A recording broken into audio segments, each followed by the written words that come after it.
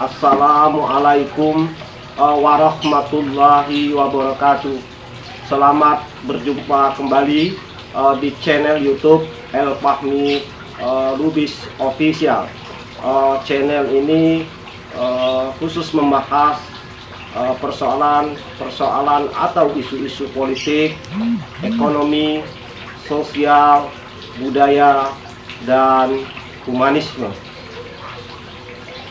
Baiklah Bapak Ibu, para netizen yang saya hormati, inna lillahi wa inna ilaihi raji'un.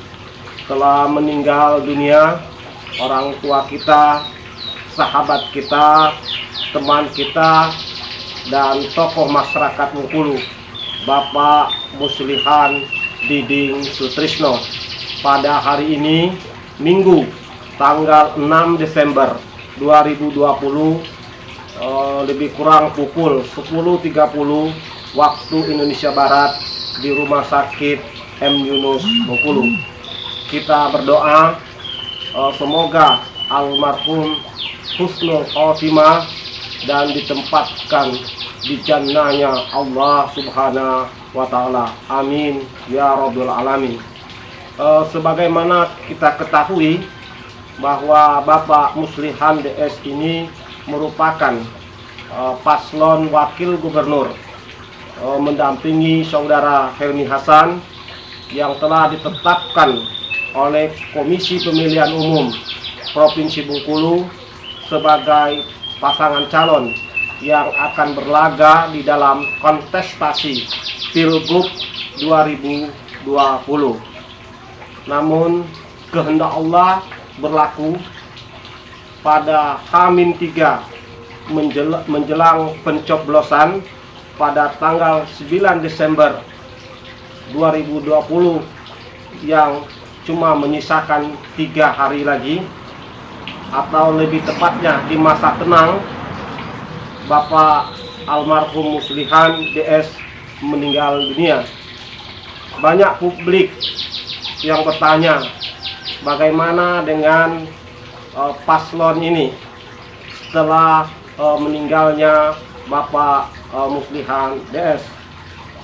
Untuk menjelaskan pertanyaan-pertanyaan publik terkait dengan hal tersebut, maka dalam kesempatan ini saya akan menjelaskan bagaimana mekanisme dan aturan terkait jika salah satu dari pasangan calon meninggal dunia.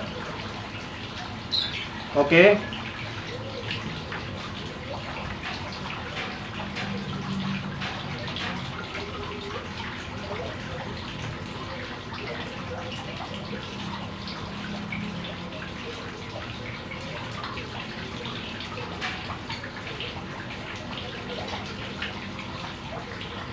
Berdasarkan peraturan Komisi Pemilihan Umum nomor 1 tahun 2020 tentang perubahan ketiga atas peraturan KPU Republik Indonesia nomor 3 tahun 2017 tentang pencalonan pemilihan gubernur dan wakil gubernur, bupati dan wakil bupati, dan atau wali kota dan wakil wali kota.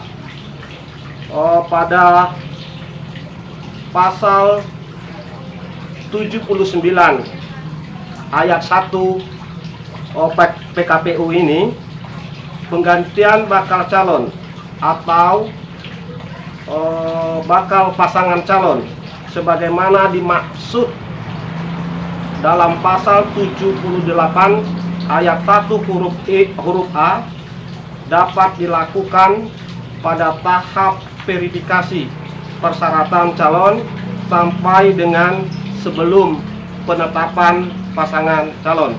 Saya ulangi, berdasarkan pasal 78 ayat 1 huruf A PKPU nomor 1 tahun 2020 disebutkan bahwa penggantian bakal calon atau bakal pasangan calon sebagaimana dimaksud pasal 78 ayat 1 huruf A dapat dilakukan pada tahap verifikasi persyaratan calon sampai dengan sebelum penetapan pasangan calon.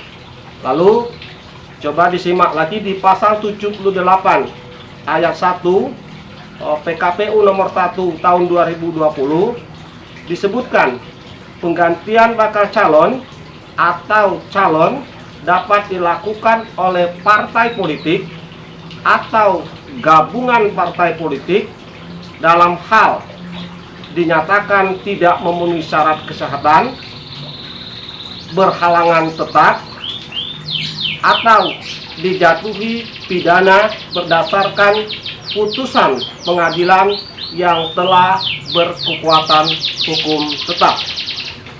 Pada pasal 79 ayat 2 PKPU nomor 1 tahun 2020 penggantian bakal calon atau calon sebagaimana dimaksud pasal 78 ayat 1 huruf B dan huruf C dapat dilakukan pada tahap sebagai berikut.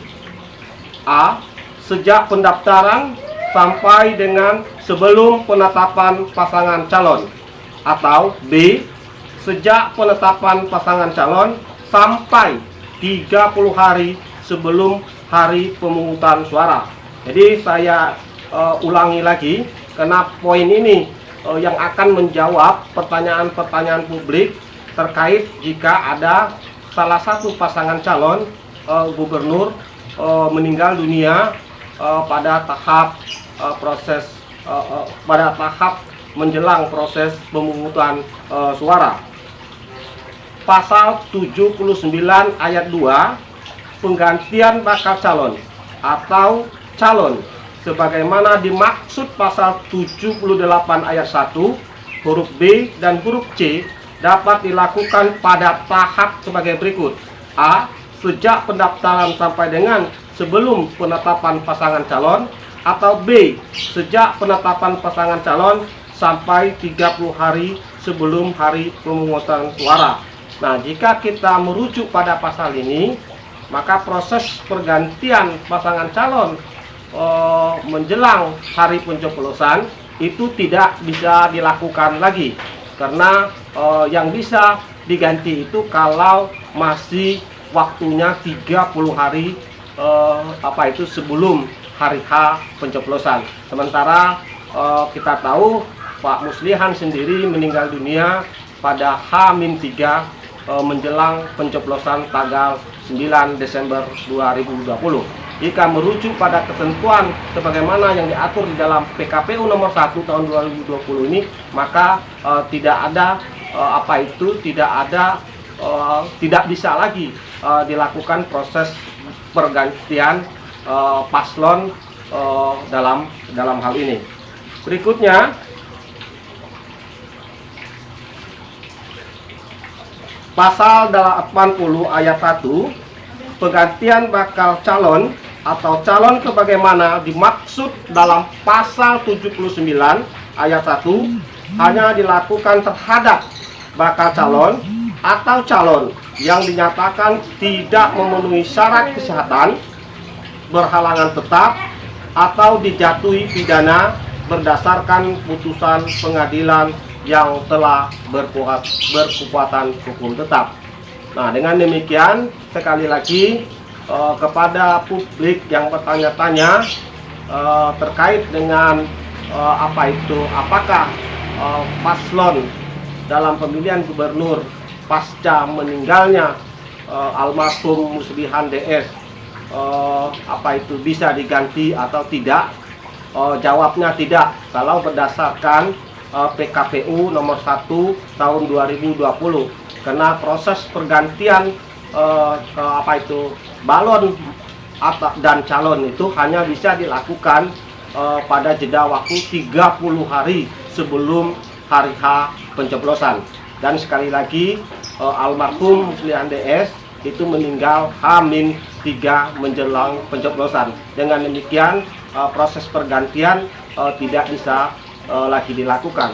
Lalu pertanyaan berikut, jika ini tidak ada apa itu kepentingan politik apapun, ini murni untuk menjelaskan kepada publik terkait dengan pertanyaan-pertanyaan terkait dengan apakah paslon itu bisa diganti jika salah satunya meninggal dunia.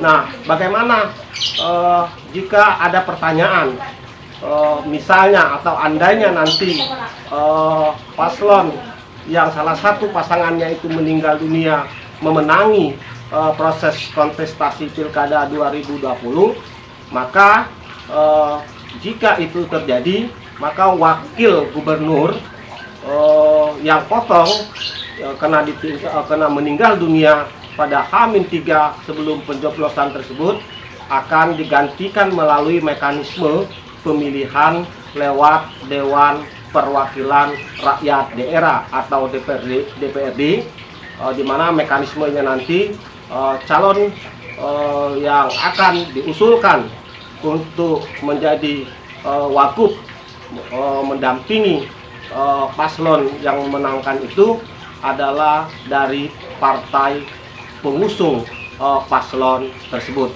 Namun mekanismenya akan dipilih melalui DPRD Provinsi Bengkulu.